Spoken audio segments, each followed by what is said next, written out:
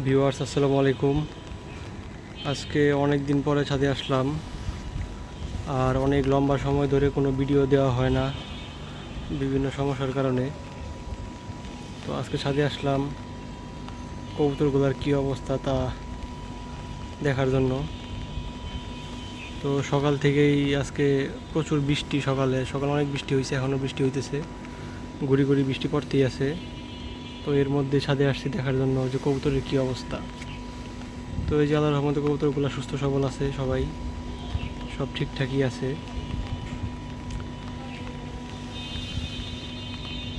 এই হচ্ছে কবুতর অবস্থা। অনেকগুলা কবুতর নতুন জোড়া দেওয়া হয়েছে, আবার অনেকগুলা পেয়ার ভেঙেও দিছি। আল্লাহর রহমতে এবার বাচ্চাও পাইছি ভালোই, একদম খারাপ না।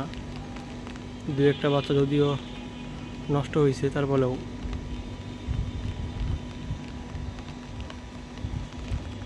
আর এই যে এই পেয়ারগুলো নতুন করে আবার জোড়া দিছি। আর উপরে হচ্ছে আমাদের ফ্লাইং লফটের অবস্থা, ওই যে দেখেন পতাকার অবস্থা একদম 12টা বাজে গেছে।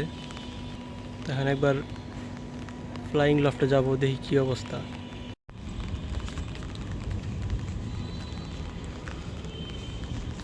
ভিউয়ার্স, এই হচ্ছে আমাদের ফ্লাইং লফটের অবস্থা। এখনও প্রচুর বৃষ্টি পড়তেছে, গুড়ি গুড়ি বৃষ্টি আছে, বাতাস আছে, বৃষ্টি আছে। তো যার কারণে কবুতরগুলো আজকে ছাড়া হয় নাই। এই যে কবুতরের পর্দাও তোলা হয় নাই পুরোটা, নাহলে এই যে পুরোটা যদি খুলে রাখি তাহলে ট্রের ভিতরে পানি ঢুকে, অলরেডি পানি ঢুকছে। কবুতরগুলো ভালোই আছে, এখন আর এই পর্দা খুলবো না, থাক এভাবে।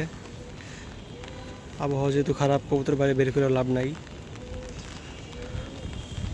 আর এই হচ্ছে আমাদের ওই যে শাক সবজি লাগানোর বেড। আমার ভিডিও যারা দেখছেন তারা জানেন এখানে আগে আরও অনেক শাকসবজি ছিল, লাল শাক, কলমি শাক ছিল। সেগুলো সবাই যে নষ্ট হয়ে গেছে যত্নের অভাবে। ঘাস হয়েছে এখন 1 হাত লম্বা ঘাস। আর এই যে সাইড দিয়ে কলমি শাক আছে কয়েকটা, এই যে।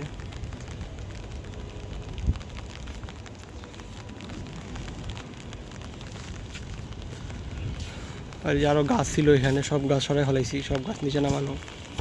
এখানে যে মাত্র 2টা গাছ আছে, একটা ঢেঁড়স গাছ আর একটা বেগুন গাছ। সময়ের অভাবে এগুলোর আর যত্ন নেওয়া হয় না, যার কারণেই অবস্থা তো খারাপ। তো এর নেক্সট ভিডিওতে আপনাদেরকে দেখাবো যে আসলে আমাদের ফ্লাইং লফটের ফ্লাইং কবুতরের কী অবস্থা।